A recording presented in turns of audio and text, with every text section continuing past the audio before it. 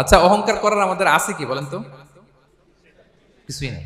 আল্লাহ বলে ওয়া খুলিকাল ইনসানু দাঈফা, তোমাদেরকে আমি দুর্বল করে তৈরি করছি।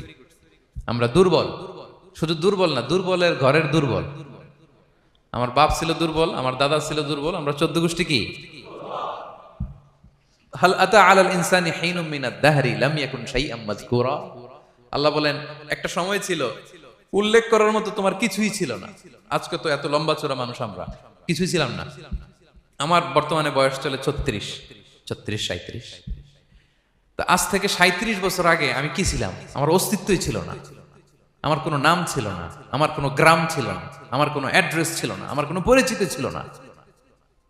আজ থেকে আরো 37 বছর পরে একটু খেয়াল করেন তো, এখন তো 37, আরো 37 ধরেন বাঁচলাম। এরপরে আমি দুনিয়া, দুনিয়া থাকবে কিন্তু আমি নাই। আজকে কার জন্য আটকে আছে দুনিয়ার কাজ বলেন তো? আপনার দাদার জন্য, আপনার নানার জন্য। তো আপনাকে লাগে কেন? আপনাকে লাগে? লাগে না তো আমাকে। আমি দুনিয়া, একদিন কিছুই ছিলাম না। আল্লাহ বলেন হাল আতা আলাল ইনসানি হিনুম মিনাদ দাহরি লাম ইয়াকুন শাইআম মাযকুরা।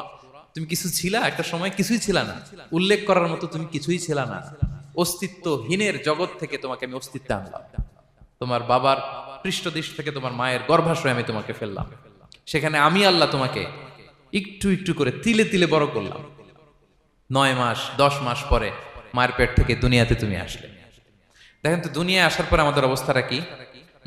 কাপড় নাই, চোপড় নাই, এভাবে চলে আসছি। আসার পরে কেউ যদি মুখে খাবার তুলে দেয় তাইলে খাইতে পারি, হ্যাঁ? তাও লিকুইড খাবার, এদিক দিয়ে দিলে এদিক দিয়ে পড়ে যায়, খালি মুছতে হয়। মেহমান একজন এসে আদর করে কোলে নিচে পেশাব করে দিছি ভরাইয়া, আছে না নাই? হয়েছে না, হয়েছে না এরকম?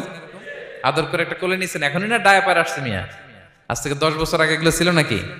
প্যাম্পাস ডায়াপার ছিল, এই কাঁথা টাতা নিয়ে কোলে নেওয়া লাগতো, তারপরে দিছে ওদিক দিয়ে জামা টামা ভিজে শেষ।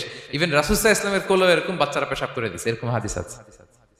আদর করে মায়েরা বাবারা আসলেই তো তার বাচ্চাকে রাসূল সাল্লাল্লাহু আলাইহি ওয়াসাল্লাম কোলে দিতেন, পেশাব করে দিতেন। তো কার কোলে উঠছে এটাও জানি না, পেশাব করে ভরাই দিচ্ছে। পেশাব পায়খানা করে সয়লাভ। লিকুইড দিলে খেতে পারি, শক্ত কিছু খেতে পারি না। এই তো আমি, এই তো আমার ক্ষমতা। একজন যে বললেন ক্ষমতার অহংকার, এই তো ক্ষমতাটা তো এতটুকু। এরপরে যখন জোয়ান হয়েছে, এখন তো জোয়ান, এখানে একটা ভূমিকম্প হইলে কি অবস্থা হবে বলেন তো জোয়ানদের? হ্যাঁ, কাঁপতে কাঁপতে সব শেষ। একটা ভূমিকম্প, একটা তুফান হলে ওটার বিরুদ্ধে দাঁড়াতে পারি না। একটা তুফান, রাস্তায় টায়ার পাংচার হলে লাফ দিয়ে উঠি।